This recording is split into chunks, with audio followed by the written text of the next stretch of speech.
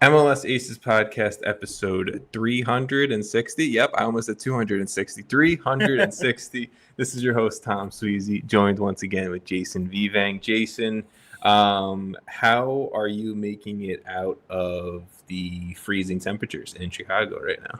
We're not really out of it, but we're good. We're good. I didn't leave my house Saturday.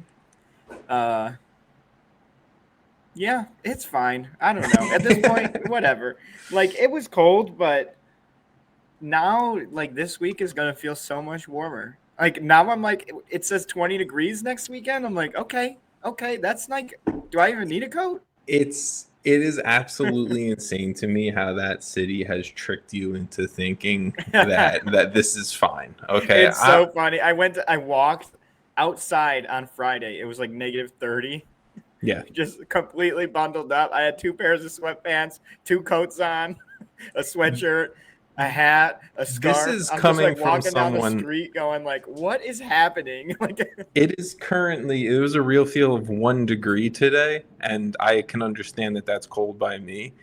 That's cold everywhere. Don't sell yourself short. That's fine. But the insanity that you're saying that negative 30, you're walking down the road. It was like negative 30 with wind chill or something. It might have been more, but Chicago's not a real place. Is how. Well, the problem is it's so windy that like, oh man, it was interesting.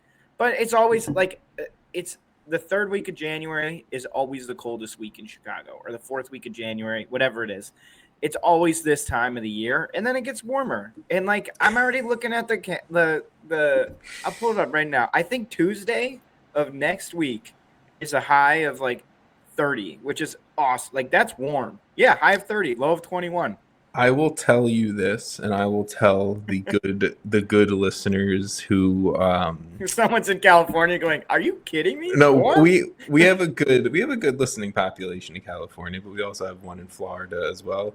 My ass will one day be living there. I'm just telling you, I don't care. I'll be one of those New Yorkers that moved to Florida. What are they I get called? the joke. Snowbirds or something? No, I'm not being a snowbird. Snowbirds is like half and half. I'm permanently. There's a lot of snowbirds in Chicago. I'll tell you that much. So I'm over this fucking cold. I never thought I would be the one saying that. Just knowing like I don't like when it's this cold. I'm like. I don't like not being able to go for a walk outside without feeling like I'm dying. But like 20s to 30s, I could do all day. I don't really care. 30 degrees, you put on a coat, you walk outside, it's fine. You'll be fine. There's still someone. I got iced coffee on Friday in that weather, and I walked with that thing. The winter is iced coffee. It froze before I got home. Then it's a coffee slushy. Who gives a shit? That's fine. Yeah, that's fine. It was interesting, but. Yeah, I mean, it's cold, but just bundle up. You'll be fine. Gotcha. We have a lot to talk about. We spent 3 minutes on the weather. Yes, and I'm about to derail something for 30 more seconds. I just want to say a happy 12-year anniversary to me and my wife. Not married anniversary, dating anniversary, but 12 years. We're recording today? What the hell, man? We should have done it tomorrow. We're celebrating tomorrow. We're going out to dinner tomorrow. Then we definitely should have done it today, right? Yes, that is exactly why we're good. But yes, definitely just wanted to say that. Love you, appreciate you, and appreciate you dealing with all of the MLS talk that I have in our household. And speaking of MLS talk and U.S. soccer talk as a whole, Jason is right. There is a shit ton we have to talk about, so we are going to work through this stuff as quickly as we possibly can. Which camera is typically not that fast. Yeah, I mean, look, there are some things that I might bite my tongue on, or I might be rushing you silently with a chat, but we will see how fast we can get through Hopefully my this. Screen doesn't freeze like last 2 weeks ago or whatever. Well, my camera's a little delayed right now, so I'm not loving choppy. it. Not loving it. It happens. Yeah, fuck it. Yeah. All right, we're gonna go through some MLS and U.S. soccer news and notes, and then we'll get into transfers like we normally do. So, Sporting Kansas City has had some big news in the last 2 weeks. A majority percentage of SKC has been sold. So the former majority owners of SKC, the Illig family, they have been majority owners of the club since 2006. They have sold a 71% stake of the club to now former minority owner New majority owner, Peter Malik. Malik is now majority owner of the club at 80% ownership. He roughly, I think it was an estimated fee that he paid of $700 million to become majority owner of the club based off an evaluation of Sporting Kansas City from 2025. A few quotes from Malik that I liked that I want to more specifically talk about. Yes, rich guy bought club, woohoo. But a quote from Alex was, I really would say 99.5% of the metric I'm going to care about is winning, and 0.5% will be everything else. Another quote kind of shortly off that was, what you're going to see next season is a big financial commitment to do whatever it takes to build upon what we're building upon this season. I like it in terms of what he's saying, right? We'll see if the money matches what his mouth is saying in terms of the financial investment that he's going to put into the club to win. Sporting Kansas City already have a top-of-the-line stadium, training facility, academy. Like, they do it as right as you're going to do it in Major League Soccer. It's just the first team winning and success has kind of fallen off since the Peter Vermees, Eichel Para, Benny Feilhaber days. But, Jason, any thoughts on this whole sale and anything else around it? I would just say, like, temper your expectations a bit. Like, I think there's a tendency for new owners to come in and really want to make their impact. And like with the Suns, right? The Phoenix Suns in the NBA, their owner Ishbia bought the Suns and brought in, Durant and Beal or whatever. And it went pretty poorly because you can't just like buy a bunch of stuff and then just assume it's going to work or the best. Like, it's not always about spending the most money. I think what he's saying is great, right? Like, he's obviously rich. He obviously likes to win. He wants to win. I'm not trying to say this is a bad thing. This is a great thing. I just think, like, when it comes to actually building the team, I think having people in place that are the general managers, the manager, deciding on player signings and what they want to do is a team decision, not necessarily just his decision. I mean, like, you could even look into you back your guys, it's going to work. It's going to work. 100%. It's Real Salt Lake has been sold twice in the last 3 years, so it's not like, it's there's you see new owners. I like that he's been a minority owner for years, and they're kind of swapping. He's not unfamiliar with it. With the sport, with the club, with the culture, with everything that they've built and the success that they've had. So I like it. I like bringing him in. Hopefully, yes, he does bring a financial backing to the club in terms of DP signings, U22 signings, and everything at the first team level, and continuing everything else that I said, right? The training facility, the stadium, everything else that goes along with Sporting Kansas City. It's fun times. New majority owner, new general manager, new head coach. Sporting Kansas City are all new right now. Yeah. So we will see how that develops, continuing on into the future. And if we're talking about big money spendings, we have a small Josh Sargent update that I want to get to before the other news you see listed, Jason. Yeah. Josh Sargent, the update is there was a heated discussion between Sargent, his representation, Norwich City's manager, and front office members of Norwich City. Sargent reportedly left the meeting, and this is all coming from Tom Bogert. Sargent reportedly left the meeting after a reported comment about his family. Sargent is pushing for a move to Toronto FC. He's obviously most likely played his final game ever for Norwich City, and I'm seeing some more reporting as of today, the 27th, that brain just froze for a second. I'm seeing more reporting today that Toronto FC have upped their bid from the $18 million, which Norwich City has said that they want more than. So not really anything I think to super deep dive into, but Josh Sargent, his situation and time with Norwich is getting tricky. So from a USMNT and Toronto perspective, it'll be interesting to see. I mean, what's interesting to me is that, like, you would assume, like, leverage, who has the leverage here is tough because it is a World Cup year. So it's like Sargent can't, like, if Norwich just like holds him at the club, it's like he kind of has to figure out a way to get playing time. Otherwise he has no chance at the World Cup versus he obviously wants to leave. I'm in agreement. It seems to me like this is irreparable, especially if something comment was made about his family or anything like that. Like that's unacceptable. And if that's true, then it's like I don't see how that gets repaired. So my guess is an agreement does happen because it seems like Norwich doesn't want him there. He doesn't want to be there, and Toronto wants him, and he wants to be there.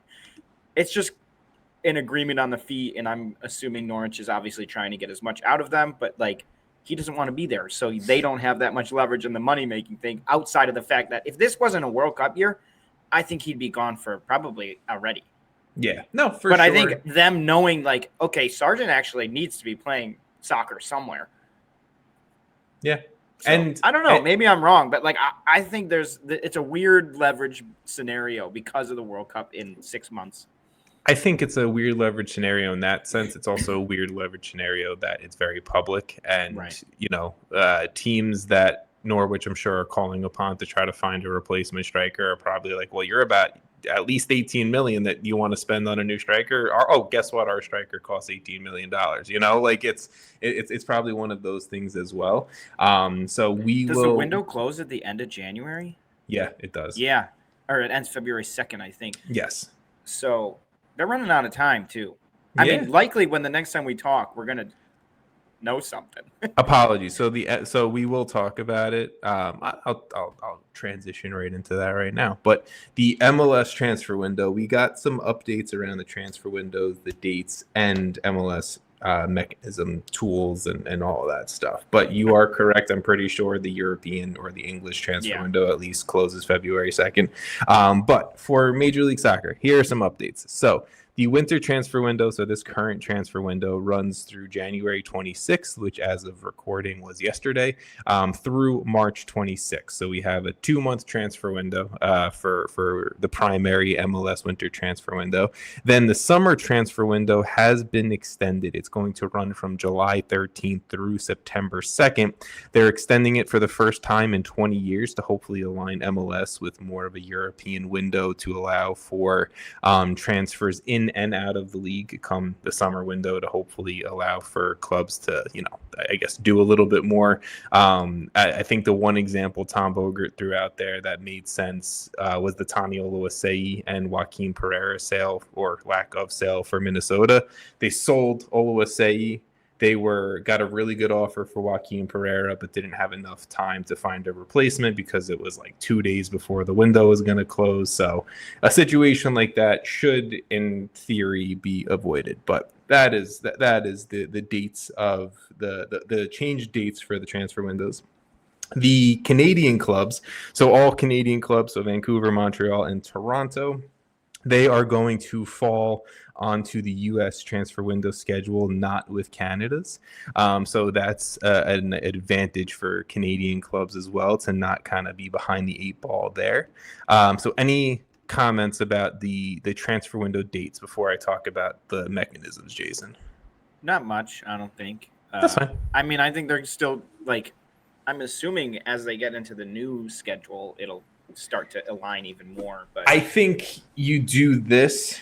This is getting it's getting closer, so it's not like a drastic, like a 6-month transfer window or like a no transfer window for a year. You do this to prep for that new schedule. Yeah. I mean that's my only opinion. Like that's I think what's happening here. For sure.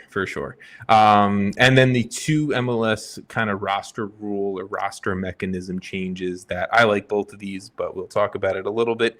MLS clubs now have an unlimited number of cash trades within the league, and MLS has eliminated any age restrictions in terms of interleague loans. So pretty much if a 30-year-old, if Charlotte wants to loan Tim Ream to Inter Miami, previous rules did not allow that because of an age restriction. I think the age restriction was like 24, 25, something like that.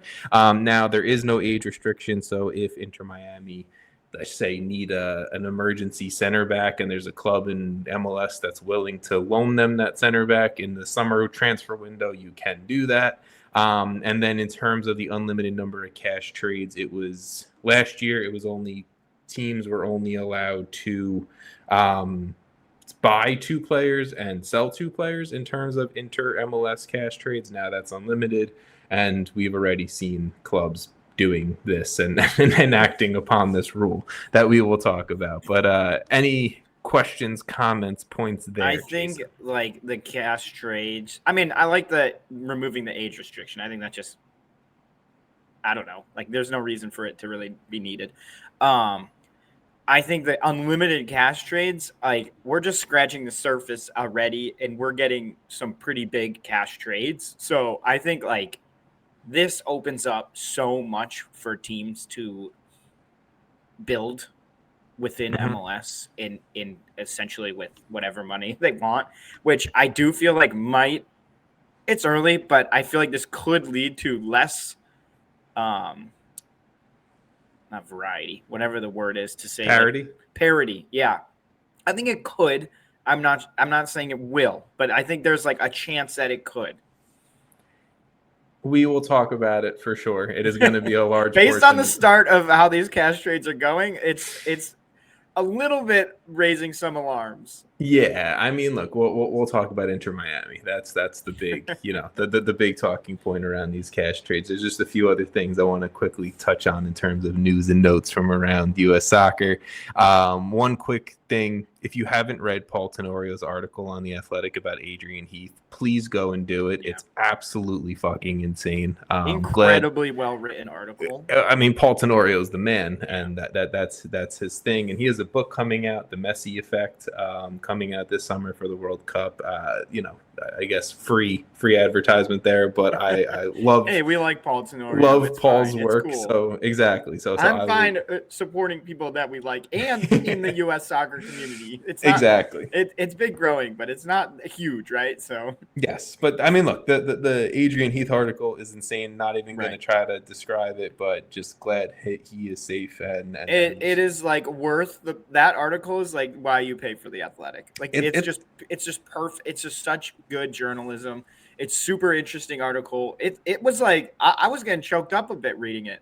It could be. It's one of those stories that could end up being like a small 6-part Netflix series kind of thing. Like a little mini docu-series or something. I mean, there's so much that like is still to be learned about. Mm-hmm. Like the article is obviously about like a kidnapping basically.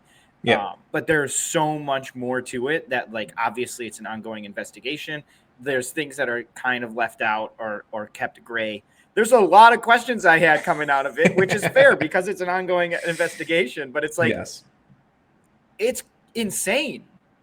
Yeah, I don't want to say too much. Yeah, I'm not trying to say too much, but I just like, just people, if you haven't read it, like get a free subscription for 10 days or whatever you can do. Yeah, you're gonna want to buy the full subscription after it. I'm not trying to give too much for The Athletic here. No, but, it's genuinely fair. It's an incredible article. It's one of those things that I think if you get a free trial to The Athletic because you're on the fence about it, whatever, outside of getting all of the Tom Bogert articles that he puts out there about the transfers around MLS, you get amazing stories like this from Paul Tenorio. And you get great stories across all sports. Yes. But I think, it's one of those sites that still has great journalism. For sure. I mean, look, they put a lot of I appreciate them because of the soccer coverage, but I mean, I know between baseball and football, at least that's where I read a lot of news from them as well.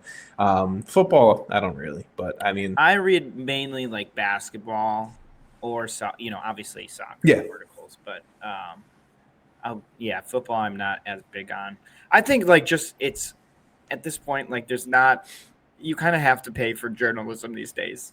Otherwise, it's probably going to be pretty not great or lazy, and this is anything but that. Or you're listening to two guys talking about it on YouTube right now, or that. Hey, we're worth it. We're worth it. I promise you. We don't charge you anything. Just letting you know. We charge you a subscribe button and a like button, please. Yeah, just like, subscribe, maybe leave a comment if you really like it. If you really like it, please do. All right. Major League Soccer, they announced their general allocation money for 2026 per club.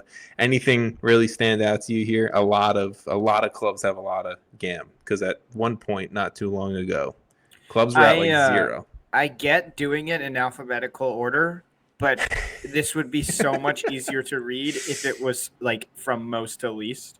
I agree. Yeah. Like that's the only gripe I have with this chart that they put out, because I'm like, I mean, it's all like very close too. Like, I mean, to an extent, but most of the numbers are pretty similar. So you really have to be like, oh, I wonder who has the most. I couldn't tell you.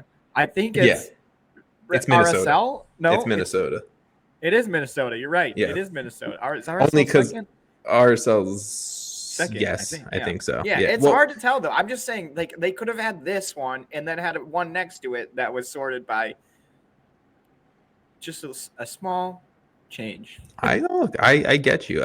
All I was gonna say about this is there are clubs like Minnesota, RSL, Inter Miami, and Houston, shockingly enough, that that still have a lot of game to play around with and explain a lot of things. I'm sorry, I didn't mean to exclude your Fire, but I mean they're not even. I think they're probably like 10th. I'm talking 6 million plus game is the grouping I'm talking. And you didn't call out Montreal $8,000 over. Like they're gonna do anything with it. I'd be more surprised at that.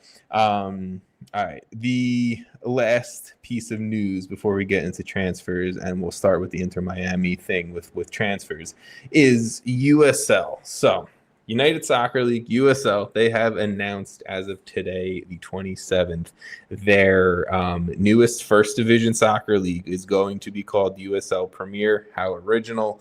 So USL Premier will be Division 1. It is going to be a single table league with the long-term target to have 20 clubs in it. It is going to launch in 2028.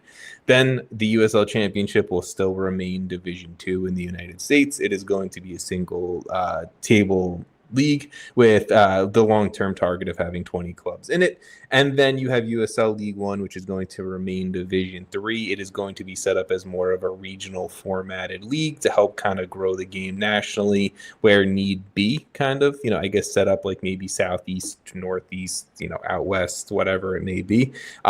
Promotion relegation is going to exist come 2028 across all three divisions of this USL pyramid. And for USL Premier, for year one, they are aiming for 14 clubs. Of the 14, 8 or 9 are expected to come from the USL Championship. So I'm assuming the larger cities, larger brands, everything like that. With probably some of the better teams. Well, it has to come down to like size of the population. Like you can't be like. If Louisville's not in this one, Louisville should.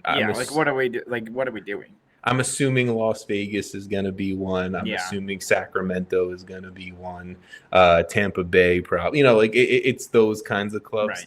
Right. But yeah, so 8 or 9 of the 14 are expected to come from the USL Championship, with another 5 or 6 expected to come via expansion or outside of the USL circle. I don't really know what that means. I would expect all of the major markets to have been within MLS or USL. Maybe there's a competing USL team into an MLS market. Who knows? But we will see. It's limited. I wouldn't be surprised at all if there's a USL team in multiple competitive MLS markets. Yeah, it wouldn't surprise it would be dumb of them not to put a team in New York. Yeah, well, they have Brooklyn. They have Brooklyn FC already. Right. So. Yeah. Shout out Tommy McNamara signed for them. That's pretty fun.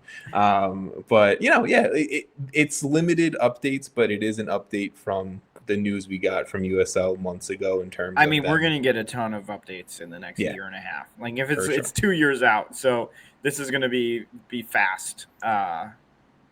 The only thing I'll say is I'm pro USL. I know the name of our podcast. If this is the first time you're listening or watching, I get the name, right? Like I'm not here to shit on USL. I want more professional soccer. Was USL even well, I guess it was existing, but it was so small when this podcast started. It's been at least 10 years?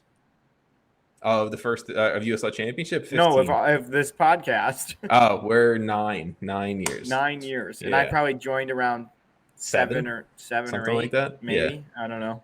Well, ultimately, I love USL. I talk about USL constantly. And if you think talking about MLS is a rare find, USL gets even harder in some circles, especially in the New York, New Jersey area. But I'm pro USL. How about you pay your players first and you give them health insurance before we start focusing on fucking promotion relegation? That's my only piece, but I'm for it. I want to see it competition and whatnot. Yeah, I agree. First of all, let me get on the right side of this argument. Jason is not. I totally agree. Pay your players. I think part of doing this is an expectation of more money coming in. I would assume. You would hope. Like this is a swing for a pretty big swing, and so I assume those fees for expansions will be pretty high. If you're trying to buy in. They're expecting big things. I'm very curious how this goes because if it gains traction, which I don't think it won't. What does MLS do? There's 30 teams in MLS. Look, that is a whole other podcast conversation. It could be a podcast for I wish we had the old off seasons where we could actually take an entire 2 hours to talk about that because it's so interesting to me because how does the MLS offices what did they look like today when this came out? I can't imagine they're sitting there oh, that's great news. No, I can't imagine MLS ever develops promotion relegation. I just don't think Major League Soccer is going to do it. It's not built the way to do it. It's not built the way USL I could imagine it happening. They would need to do. They'd have to pay out owners that aren't in the. I don't know what you'd have to do, but especially with TV Apple deals and stuff. How are you then giving the money across all these teams? Because right now, I'm assuming they all getting a certain cut of the Apple TV deal.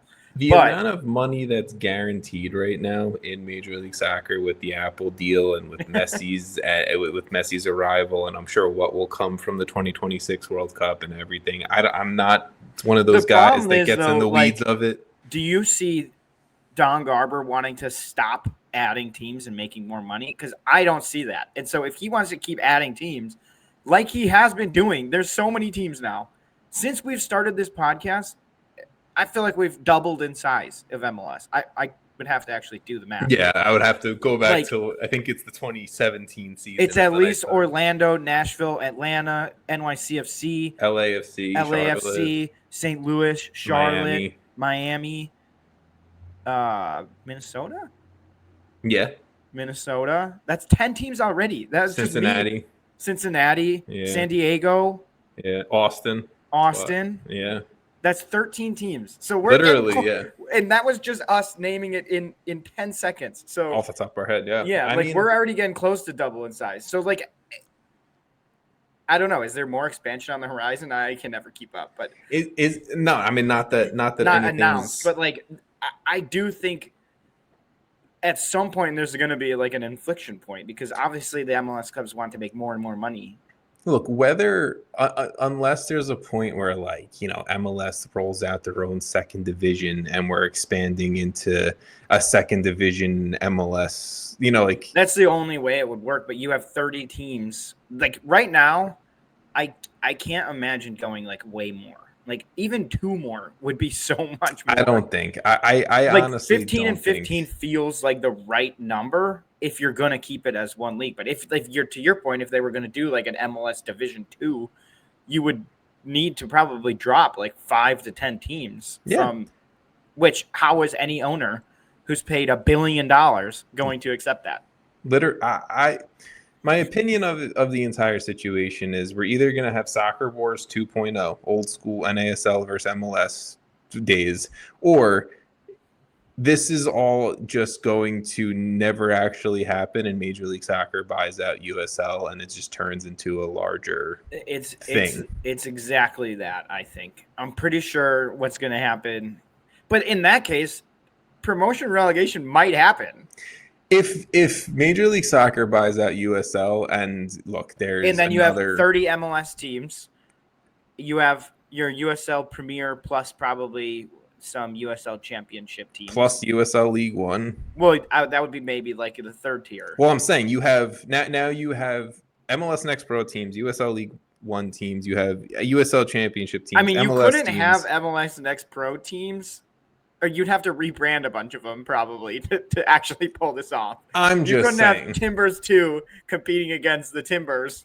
Well, it would probably be like what they do in I know, like in Spain, right? Like Barcelona B can't, even if they win the third division, they can't go past the third division. Yeah, I guess that's a good point. You could do it that way. It'd be something like that, right? But I could see that happening, but then you would still have to convince MLS owners that, hey, if you lose, you're not going to be in this league anymore, and you're going to lose hundreds of millions of dollars. To me, and this is the last thing I'll say about it, is if USL gets put into a position where they can actually compete against MLS, I think MLS would realistically try to buy out USL. And if they do, I feel like US Soccer would have to step in and be like, hey, like, we need to change the complete how you guys US Soccer operate. Doesn't do anything correctly, to be fair. Yeah, so that is my opinion. I'll take my tinfoil hat off and aluminum hat, tinfoil hat, whatever the fuck it is. I think it is tinfoil. And I'll leave it there, but we will see what comes of it, to be perfectly honest. But we spent a lot of time on that. It's super interesting. Like, I actually think a full pod on it would be really fun, but it's so, maybe it needs to happen like in 2028. I think maybe I feel like we need one more kind of large piece of news. Yeah, to like break the puzzle about is it. Not put together because we knew this was coming. Info. This was obvious. Like, they announced promotion relegation like years ago, didn't they? Or when they rebranded to the 3 leagues, they were basically, it was like, okay, we see what you're doing here. 100%. And I think we need a little bit more to see what's going to happen. And I'm sure, MLS would need a little bit more too to figure it out. But yeah, let's move forward. We're 30 minutes into this whole. This is just how it's going to go. I'm sorry, everyone. It's probably going to be close to an hour and a half. At least an hour 15 here. 24-hour pod. I don't have that kind of time. So, let's roll into, unfortunately for listeners, what's turned into the Inter Miami segment of We're not going to do podcast. Champions Cup? Okay, that's fine. Sure, that's fine. We'll do it at the end. Let's talk this. This is important. So Inter Miami, according to reports from Tom Bogert, have finalized the deal to sign Mexican international striker Germán Berterame from CF Monterrey to a DP deal. According to Bogert, I wish I had it on the right side of the screen here. According to Tom Bogert, this is going to be, I think it was a $13 million deal. Berterame is 27 years old. He's a Liga MX Golden Boot winner. He has 103 goals and 22 assists to his name. He's destroyed MLS teams in the past in terms of CONCACAF Champions League and Leagues Cup. Last season for Monterrey, he had 17 goals and 4 assists. This is the third DP that we've been wondering about. Tadeo Allende has been announced officially, by the way, and all that. But this is the third DP. You have a Mexican international striker along with Messi and Allende and everyone else in this attack. Someone's actually, a few of these guys are definitely getting paid under the table, right? You think? I mean, I don't know. I'm not gonna. Hey, sit here. You want that really nice house? Yeah. Well, I mean. Look, I don't know, man. In all. I didn't say anything. I didn't say anything too loud. In all seriousness, yes, you can do that in Major League Soccer. We've said it 100 times. I said it with LAFC and Gareth Bale. I will say it here as well. You can pay players in different ways, and Miami is a city and Miami is a club that is going to attract names and talent that DC United, that Colorado Rapids. That it's run by David Beckham and has Messi on the team. Like, literally, you don't even need to say anything else. And Messi, it's in Miami. Yes, but that's what I'm saying is, it is a true thing, and I know fans hate to hear that. Sorry, certain clubs out there, but it is true. And Berterame is going to be an absolute killer in Major League Soccer, and I have zero doubts about that. But do you have any Berterame takes, Jason? I mean, 27 years old, like in his prime. It's just like, what can't this team do at this point? I think even before this move, I was like, this is a Champions Cup or actually a failure. Like, I'm Literally. on that now Yeah. because it's way too it's like genuinely a super team. Like, I don't even know how some of these players are all on this team. Well, we can go into that conversation of super teams since you brought that up for the nice little transition here. The only thing that I will just quickly say, because we're not going to talk about it heavily or at all past this in terms of Inter Miami, they've also gone out and had a homegrown signing of 18-year-old Daniel Pinter from Inter Miami too. He's a very highly touted U.S. Youth International. He had 12 goal contributions for Inter Miami 2 last year. They signed Luis Barraza as a free agent goalkeeper. And then the other big Inter Miami news that we probably won't talk about from the Montreal perspective, is that they loaned out Tomas Aviles to CF Montreal. He will be a U22 initiative player at CF Montreal, but with that allows them to go with the 3 U22 kind of roster setup. So all important stuff to kind of mention quickly, but in terms of Inter Miami being a super team, we kind of mentioned it before, right? With the unlimited cash trades within Major League Soccer. David Ayala was a cash trade. Inter Miami, technically, I think Matt Doyle put this out on Blue Sky. They could have paid the Portland Timbers $99 million for David Ayala if they really wanted to, and he would have been a U22 player under their salary cap, right? Like, this is the thing that Inter Miami can do with with this rule, and any club in Major League Soccer can do it, but you can go get David Ayala. You can go attempt to get Tristan Blackman from the Vancouver Whitecaps, and the Whitecaps turned it down. Or the other piece of news that came out from Tom Bogert in the past 2 weeks is before Inter Miami's bid for Berterame, reports from Tom Bogert have told him that Miami sent over a $13 million offer for LAFC star winger Denis Bouanga. LAFC outright rejected the deal, and it's reported that Bouanga does not want to leave LAFC and actually wants a new contract with them. I'm not even going to ask that question. I was about to ask. The MLS Super Club is here. It's coming. This is the first real time, it feels like, outside of what the Galaxy did back in like the 2010s or early or whatever, late 2000s, early 2010s, that feels like a super club is possible in Major League Soccer. I honestly, I don't understand the salary cap enough, clearly, because I don't understand how this is possible. Like, I just don't get it. Like, I get you can do unlimited cash trades, but like, you still have to pay these players, and so you're basically saying like they're still paying Berterame, Messi, DePaul, Allende, like Dane St. Clair, Mikael. I don't know. Like, I don't know how they're paying all these guys. The only one I will say, everything, and I feel like we talked about it a little bit last week, but the only one that doesn't make sense to me is Allende.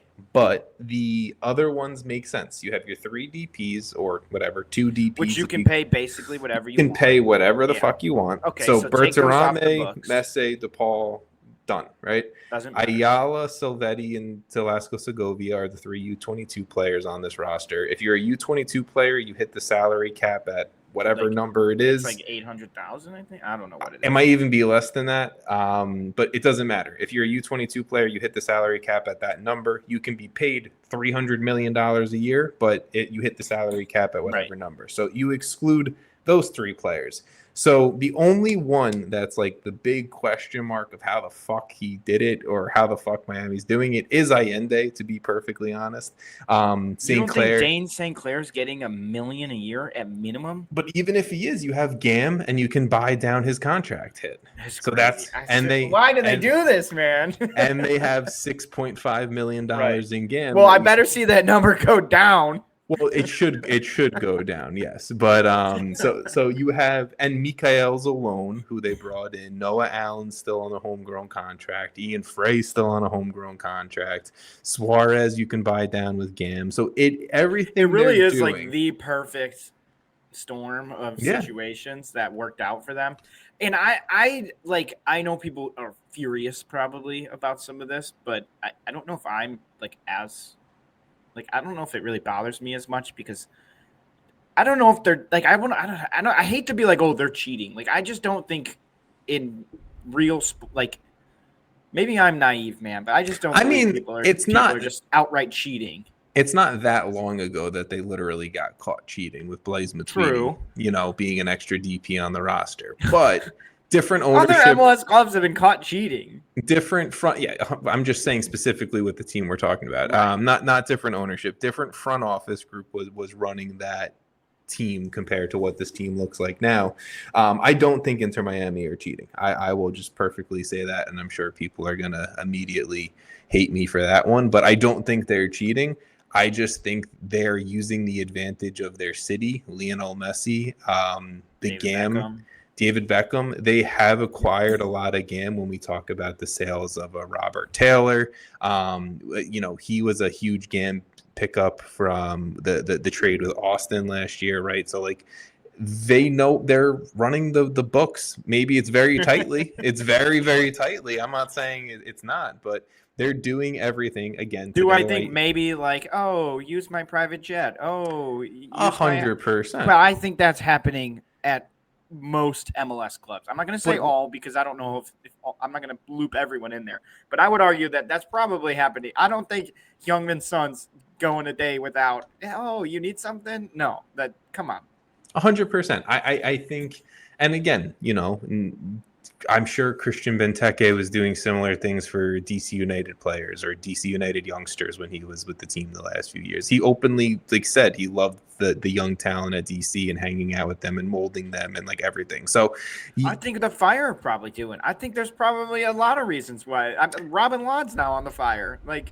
You have to want to take a risk, spend a little extra money, potentially lose money, and this is what it's going to come down to. I'll also say, which I think we texted about a little bit, it's in my opinion, sure, this team on paper is probably the best MLS team we've ever seen. Yes.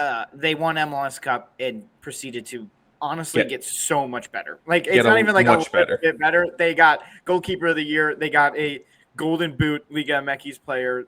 A best 11 center back 2 years ago. They were able to keep Allende, who I think he broke the record, right, for postseason goal contributions or goals. Yeah. And you still have the greatest player of all time roaming around the field. I haven't even mentioned Messi yet. So, sure, this team is insanely good.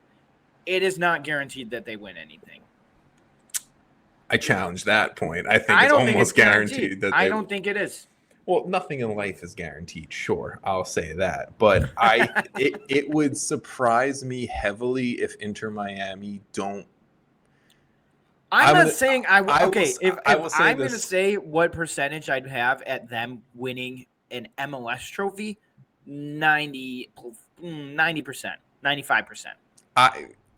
I feel very confident saying, and I will put it down now on January 27, 2026.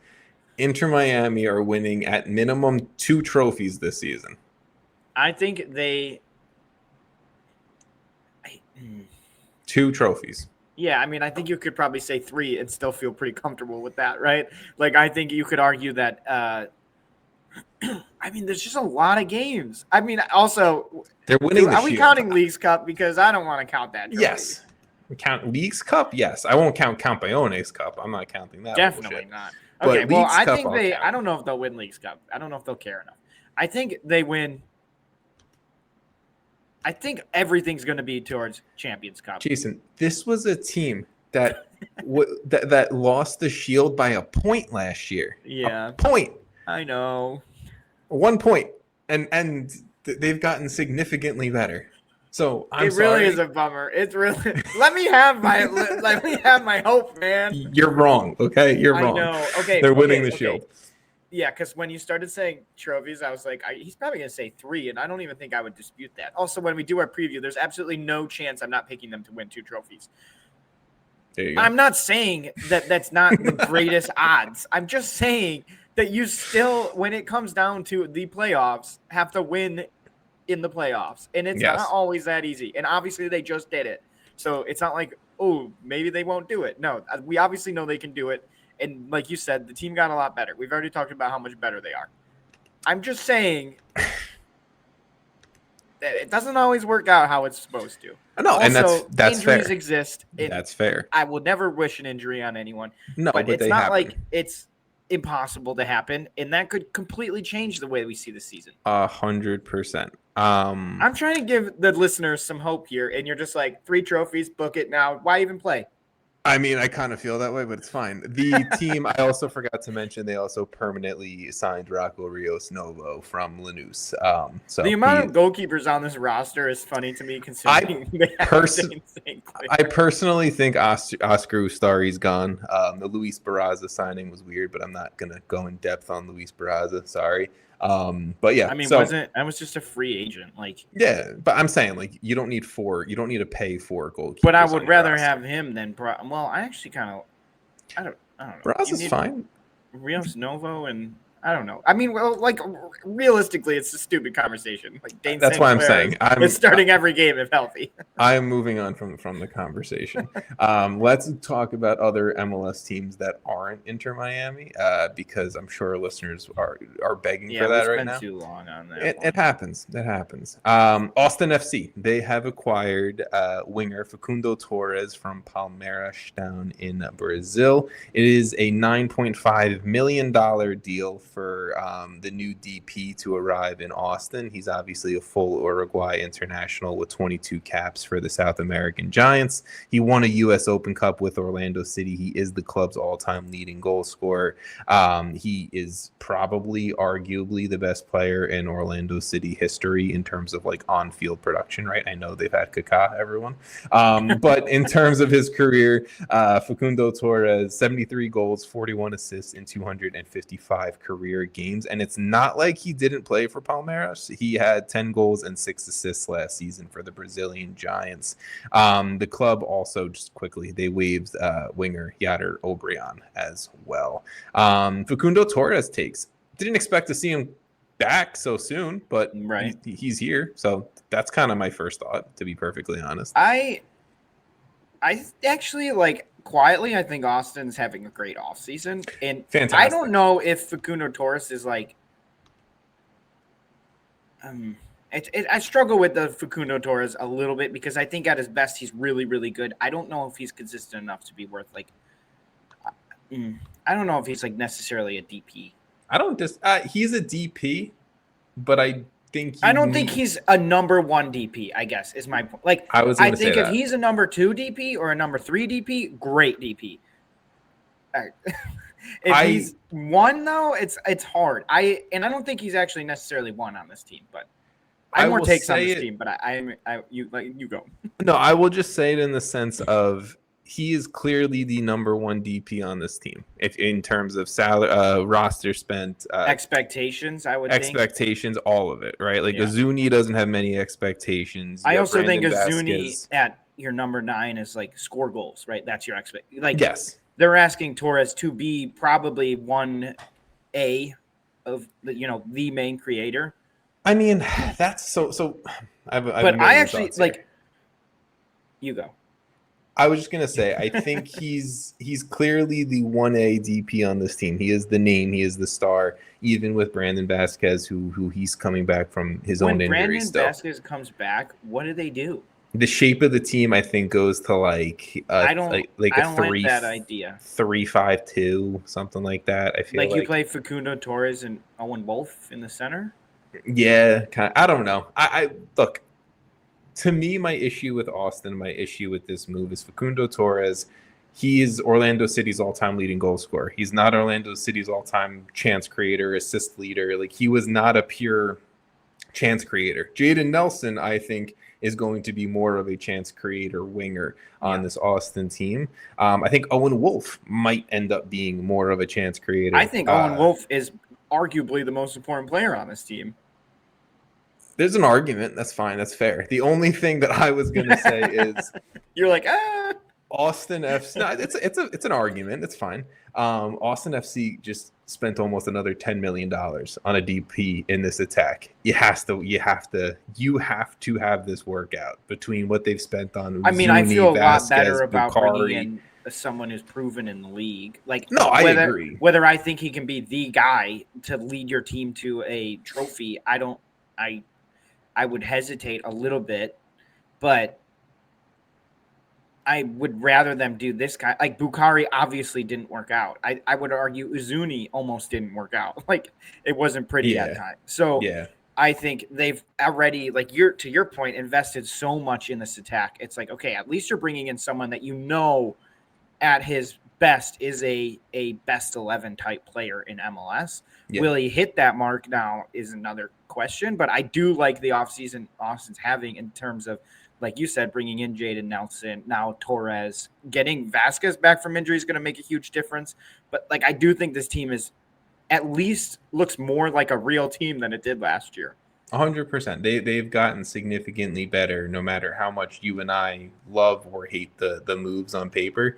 They've gotten significantly better. I mean, I really like the Jadon Nelson move for Jadon Nelson and for Austin. I want 100%. Him somewhere where he's playing every minute. Yeah, 100%. Because I think the sky's the limit for him. But I don't know if I would be worried betting on a team with Uzuni as your main striker coming into the season. That is fair. I'm going to move it forward because there's a lot more that we have to talk about.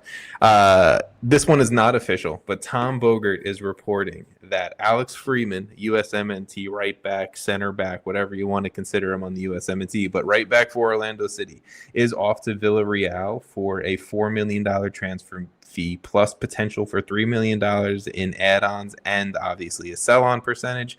The 21-year-old won U.S. Open Cup as a homegrown with Orlando City. 42 career first-team appearances for Orlando City with 6 goals, 7 assists, and had a huge breakout season last year. Orlando is also reportedly close to signing a 25-year-old center back from the Polish First Division as well to come into the team. So, Jason, obviously, no disrespect to Dusan Stojanovic, but let's talk Alex Freeman. I like the move, but I have my concerns. I want to hear your opinion, but I have my concerns. I think we kind of expected Alex Freeman to move to Europe. I don't know if I had like a preference on where he went. I mean, Villarreal has been, just for listeners' sake, Villarreal has been the front runner for Alex Freeman for like a year now, apparently. They spent a lot of money with potential add-ons as well. Like you said, $3 million in add-ons, which proves to me that like they're gonna play him. I would say, like, I think my biggest thing is with any U.S. men's national team player who I believe is good and up and coming and breaking out, and the only thing I want is them to go to a club that they're going to play. I don't want him to be the second right back on the roster. Yeah, I said running back. I don't want him to be the second right back. I want him to be starting and be a key player. Like, it's funny because I assume he would. If anyone's ever played FIFA, you can like sign players and you put their role, right? Like, it's silly, but like, put him as a key player, Like, I don't want to see him on the bench really at all. I mean, if he's got to come off in the 80th minute or something, sure, I don't know. But he should be playing. And I feel like I say this a lot, but like in a World Cup year, I can't imagine if you're him making a move that isn't going to be guaranteed some type of a lot of playing time. I think it's hard to get acclimated to new leagues, though. And that's my concern. He has a short time. Alex Freeman has developed into what is, looking like the starting right center back in a back three for Mauricio Pochettino's USMNT squad for the World Cup at Orlando City. He's a guaranteed starter at Orlando City. He's a guaranteed key player at Orlando City. Now, obviously, a move to La Liga and Villarreal is going to, hopefully help elevate his game. He's playing at a higher level. And I would hope Pochettino was potentially involved in some of this. Or at least gave his 2 cents into the move, right. Well, that's what I mean. I doubt he's like really messing around. Yeah. Like if he's like, hey, I'm going to Villarreal. I'm assuming he keeps tabs on some players, especially important ones like Alex Freeman has been. And look, I'm sure with how long Villarreal have been on Freeman, I'm sure Freeman's well aware of what his role in the club is going to be. I just hope he acclimates quickly so that he can continue to be what that right center back for the USMNT, because he looked fantastic. I think he's arguably done enough already to be included in that team. That's fair. But to your point, if he doesn't get acclimated and that hurts his playing time, and then he's not as fit or as ready, then that's a bigger issue. 100%. Because I think as a U.S. player, and his last season MLS has sort of spoken for itself, and obviously Pochettino likes him a lot. So I think the cold got Jason, like folks. Team. Oh, I'm in a different country. Oh, I don't, I'm in a different league. It's a different type of style. It's a different, the level's risen. It's going to take time. I would fully expect to get acclimated. Hopefully, to your point, it doesn't take too much time. That is my only concern. I'm excited for him. He deserves the move 100%. My only concern is, does it hurt anything with the U.S.? To your point, wouldn't think so. I think he's proven enough, but he's also in the off season, which sometimes stresses me out. Like, is he going to just go start playing game? Is he ready? I would assume not. I would think he would have like a couple weeks of ramping into gameplay level, but maybe he's been working. I mean, she's obviously been working out. Yes. I have enough faith that Villarreal will ramp up Alex Freeman into game shape. But where's Villarreal on the table? Are they even in a? I have no idea. I don't watch La Liga. Sorry, folks. I don't either. I'm looking it up. It's not one of my they're favorites. Fourth. Okay. There you go. Top 5. And they're in Champions League. They got a Champions League tomorrow. There you go. So. Orlando City have also loaned winger Nicolas Rodriguez to Atlético Nacional in Colombia. That opens up a U22 spot for them. So just cleaning up Orlando City there. We have so much. LA Galaxy, they have made 2 moves to bring in 2 strikers, which were much needed for this Galaxy attack. First off, they have acquired Joao Klauss from St. Louis City. The 28-year-old arrives on a little bit over a $3 million cash trade. He will be a DP, replacing Ricky Puig's DP spot on the roster, as the Galaxy have placed Ricky Puig on the season-ending injury list. Joao Klauss last season had 12 goals and 2 assists in 35 games for St. Louis, and has had his up and down performances for St. Louis, but he's been a pretty consistent goal scorer. St. Louis themselves have been up and down. That's the point there. And the Galaxy have also brought back Matheus Nascimento, the 21-year-old striker from Botafogo, who was a U22 initiative player on loan last season. He will be on loan again and will be a U22 initiative player again. The Galaxy do have a purchase option on this loan, apparently. He had 6 goals and 4 assists in 28 games for the Galaxy last year. I mean, look, I'm sure the Galaxy were scrambling for some options to figure out how to replace Ricky Puig. How do we get some firepower in the attack and kind of just figure it out a little bit?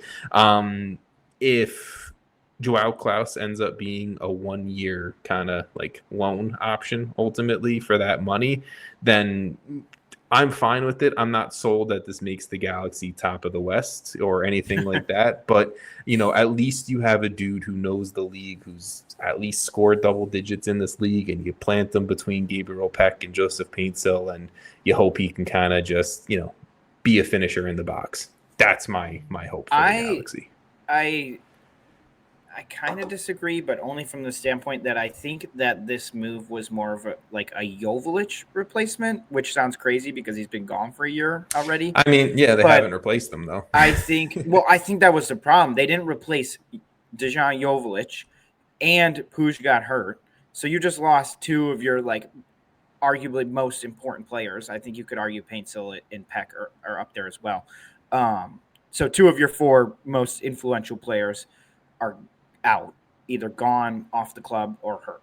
Now Puig gets the setback, which is horrible. Obviously we've talked about that. I think bringing in Klauss is okay. Well, we were expecting Puig to come back and really, maybe you don't need to sign as high profile of a striker as Klauss. Joao Klauss last season still had 12 goals, on a team that was pretty bad, right? If we want to talk about high-end DPs or low-end DPs, I'm sorry, no disrespect to Joao Klauss. He's not a high-end DP, and that's the only reason why I'm like... Well, yeah, I mean, like we said with Facundo Torres, he's not I think Facundo Torres, to be clear, is higher than Joao Klauss in terms of DPs. Yes. But I think Joao Klauss as their third DP with Peck and Paintsill, I don't think that's that bad. I think he can put up numbers with those two guys on the wings around him with Marco Reus behind it. My computer is absolutely losing its mind right now. Everything's just white. They can figure it out for sure. I have zero concerns about them figuring it out with those three leading the attack and whatever you end up getting from Marco Reus and then John Nelson and Mickey Yamane at wingback and everything like that. I think the defense is much improved, so hopefully that helps the attack as well. It's just, again, they're not going to be. You said top of the West, but they're not even close. Well, that's where I had them with Ricky Puig realistic on this team. That's where you had what? I'm sorry. If Ricky Puig was on this team, I have them fighting. Okay, for top if of the they're West. And arguably that's the the top three player in all of MLS is playing and on their team, it does jump up quite a bit. A team that won MLS Cup the last time we saw him on the field. I would just say the expectations for the Galaxy after that setback shouldn't be top of the West because that's just not realistic. I think this puts them into a competitive, somewhat probably in the playoffs. I'm not saying they're getting a home game. I'm saying they're probably in the playoffs though. It's at least going to be a season that they can be excited about, where instead of last season where they started off so badly, their season was over in 3 weeks. This is 100% a move that is going to put them in a much better spot than 2025. Without a doubt. It also just keeps them competitive. I don't think you want your club, especially of the profile of the Galaxy, to go through a season like they just went through again. You can't be the Galaxy and have 2 straight seasons that are like that. Mm-hmm. No, I agree. This is a move this is a way to fight it. It's a Band-Aid. And like you said, if he's gone in a year and Puig comes back, I don't think you need Joao Klauss anymore, right? No, I think you get maybe your 21-year-old striker breaks out. Maybe you get another striker. I don't know. Well, what I was about to say is, or you sell Gabriel Peck for whatever you're going to sell him for in a year because he's clearly had interest overseas, and you have Puig and Klauss, and then you get a lot more money, and then you can find a winger. And then you can maybe potentially use an inter-MLS deal to Denis Bouanga. Hey, just come across. You can stay in LA, no problem, buddy. Literally. Don't say that, man. You just made a lot of LAFC fans mad. That's fine. I piss people off.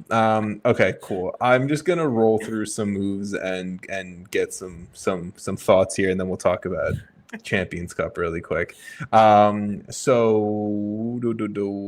Matheus Bogusz returning to Major League Soccer. I feel like he's been in and out.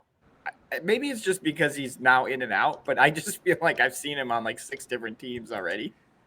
It was Leeds, LAFC, Cruz Azul, and then Houston Dynamo. That's it. Yeah, it just for some reason feels like he was on another MLS team, and I don't know why. He wasn't. I'm sorry, sir. He wasn't. But Matheus Bogusz will be returning to Houston to a DP deal. Don't know how I feel about the DP deal, but he was a killer last time we saw him in the league. Things in Mexico haven't really worked out, so we will see. New York Red Bulls have signed USMNT goalkeeper Ethan Horvath from Cardiff City. This is a report from Tom Bogert. Carlos Coronel gone, and I guess Ethan Horvath in. Thoughts? Interesting. I think it's I don't know about this move, but I don't know. I don't dislike it. He wasn't playing well in the championship. That's all I'll say. Does coming to America get him back on track? Maybe. Maybe this is for the third goalkeeper spot on the USMNT. I think anything with a U.S. player, something goes off in my head in a World Cup year that says you're trying to get as much playing time as possible, is my guess. But I could see it. We'll stick with the goalkeeper talk here. Dallas have transferred goalkeeper Martin Pas to Dutch club Ajax. This is according to Fabrizio Romano, but Tom Bogert has confirmed this in the last little bit. That's a pretty big one, I feel like. Pas was easily one of the best goalkeepers in the league. I think calling it losing his starting spot last year isn't really fair. I think he's been this move to Europe has been kind of in the plans for a while. So Michael Collodi kind of stepped in as the starting goalkeeper. I know he was also dealing with some injury stuff, but Martin Pas has been on the rise in the last few years with Dallas and in Major League Soccer. So a move to Ajax is huge and good for him. I think he's returning to the country he was born, and obviously he represents Indonesia at the international level. But just a cool move for Martin Pas and for FC Dallas there. We'll see if we get a transfer fee number on that soon enough. A few new DPs coming into Major League Soccer. So New York City FC have signed Mali international 26-year-old Musa Saila from Schalke. He will be a DP deal. He's, hopefully going to be the striker to kind of replace Alonso Martinez while Alonso Martinez is injured for most of this season. This year for Schalke in the 2 Bundesliga, he has 4 goals and 2 assists. Apparently a really good profile on him. I'm excited. I need to see it and read a little bit more, but when that gets official, I'll get a little bit more excited. And then the other DP reported signing here was RSL. They've signed Morgan Guilavogu. Should have probably tried that one before. I think that was pretty good. 27-year-old winger. Just a little faster, you would have nailed it. just mumble it and you're fine. 27-year-old winger / striker, a Guinea international. He's coming over from RC Lens in Liga. A $5 million reported DP deal for him. He has only 1 goal in 18 games for Lens this season, but has played around the France First Division a ton. So RSL getting a brand new striker to their attack. Any thoughts around either of those DP signings, Jason? I think they're the right age profile, I guess, for me. I think 26, 27 years old is a good DP level. Proven, played a lot of games. I would say the New York City. Actually, they're both pretty good. They both have great profiles. Good profiles. So, good profiles to the league. Interesting. I think it makes both teams better, I would hope. Look, New York City, I will just say from my club's perspective, we needed a striker. Alonso Martinez is going to be out most of this season, so I'm happy about that. And for RSL, they needed a goal scorer. They terminated the loan of Rawan Cruz, who was occupying a DP spot on loan from Botafogo. So, obviously, I guess Cruz wasn't really working out there. So replace Cruz with a guy who's coming over from one of the best clubs in France right now. His 1 goal makes me a little nervous. Maybe he's a barely, an 18 guy or barely cracking the 18 at one. I think Lens are second in France. They're spending $5 million on him.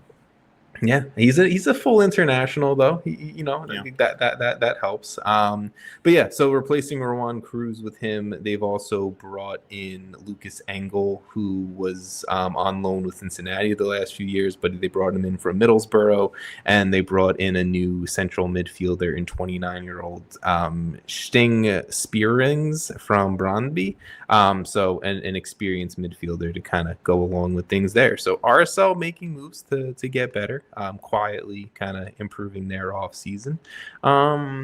Anything else before we talk about Champions Cup? There's a lot of moves we could talk about. There was two little things I wanted to say. Just because this kid really kind of is impressive, I feel like Matthew Evans, 19-year-old attacking mid for LAFC2 to LAFC, getting signed. His profile's pretty crazy. 23 games for LAFC2, and he had my computer froze, but I think he had 18 goal contributions last season.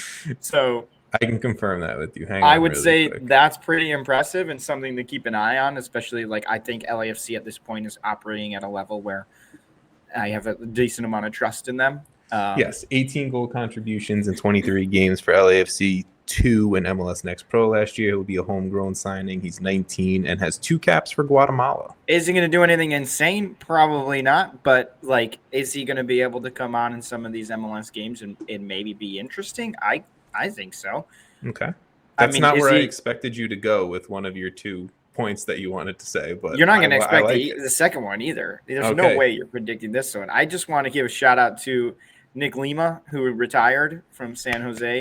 I think he's one of those guys that when I was first jumping on the pod, I think he was drafted. Nick Lima was the first ever player interview on the MLS Aces podcast. I also think we were pretty hyped about him. I was pumped about And Nick I think Lima. His career, I think it's a good career. 255 career games, close to 30 goal contributions, a good right back, has caps with the U.S., has assists with the U.S., was around MLS for almost a decade. He should be proud of that. Solid career. Proud of that career. Thank you for also coming on the pod, Nick Lima. Yeah, I just wanted to shout him out because I feel like we talk a lot about, when legends retire. And I think for it's weird because when I saw Nick Lima retired, I was like, man, that was kind of sad. That was, yeah. I mean, look, just coming from a place of, I remember sitting there and interviewing Nick Lima. I remember the room I was in, is a little weird for sure. So thank you to Nick Lima and wish him best of luck in his next phase of his life. I might not have said whatever you thought I was going to say because it's so hard to. I've read through this whole sheet. I probably missed 55 names. It's totally fine. Like I said, there's a lot we could possibly say. We were not going to get to every signing. Yeboah not on a team? Yeah. Well, he got caught up maybe in some gambling things. We don't want to talk about that too much. Yeboah got waived. LAFC signed a new U22 initiative player from Sweden, Amin Boudry. So we will see what he does. I don't really know much about him, but U22 initiative, LAFC. What was the one you thought I was going to say? There was a lot. Philadelphia Union signed some center backs. There was a lot that I was just I didn't know. There's a lot on here. It was just when I saw the profile and when we talked about the Miami kid, Pinter.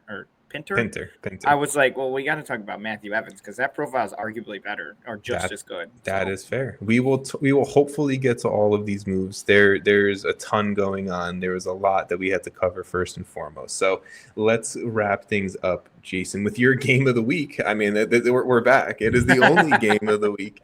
But so let's do it. We are 1 week from CONCACAF Champions Cup kicking Insane. Off. Actually incredible. It's nuts. And it's that weird Champions Cup kicks off and 6 teams play and then 3 weeks go by and then the rest of the teams play or some weird shit like that. I don't like how they scheduled that. We're also when people are listening to this episode, we'll be exactly 1 month away from the first week of MLS or the first big match day.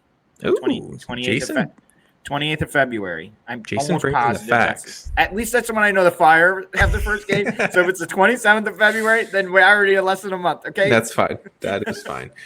So we are 1 week away from CONCACAF Champions Cup. San Diego FC will be beginning things for MLS clubs. They will be hosting Pumas on February 3rd for their first leg matchup. This was going to be San Diego's first ever time playing in CONCACAF Champions Cup. Obviously, San Diego have only played Liga MX clubs 3 times before. They all came in Leagues Cup last year. They have 1 win and 2 losses. Their win came against Mazatlan. Their 2 losses came against Pachuca and Tigres. 5 goals scored, though. 5 goals against in those 3 games.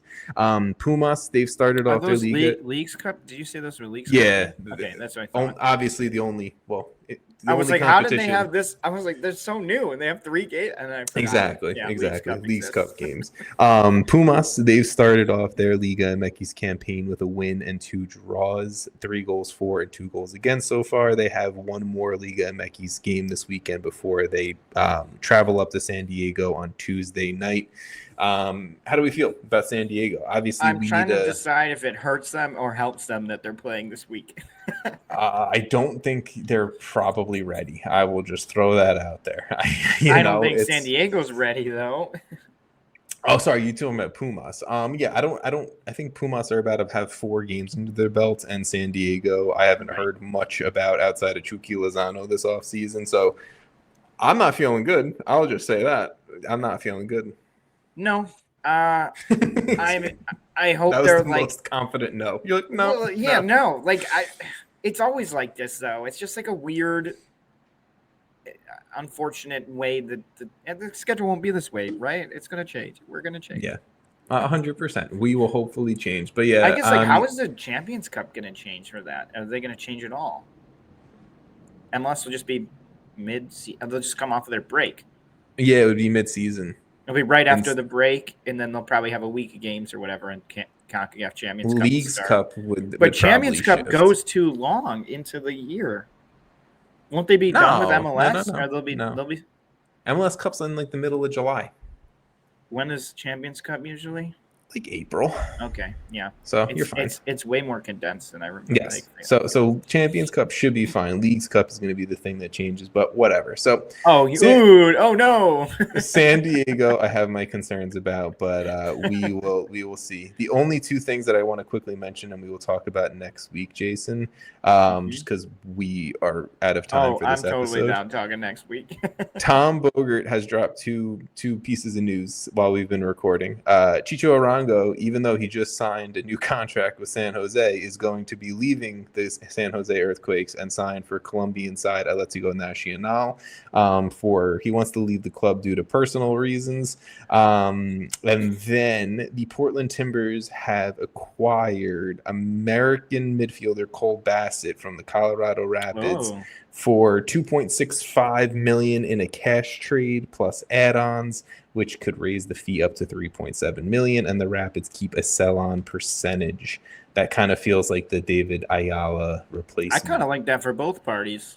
Yeah, I'm fair. I'm fine with it. I think even for Cole Bassett, a nice change could be nice. So, okay, gonna leave it at there. Jason, thank you, sir. We will talk maybe San Diego next week. A game. We'll bring the NWSL news back next week too. Yes. Yeah. Apologies.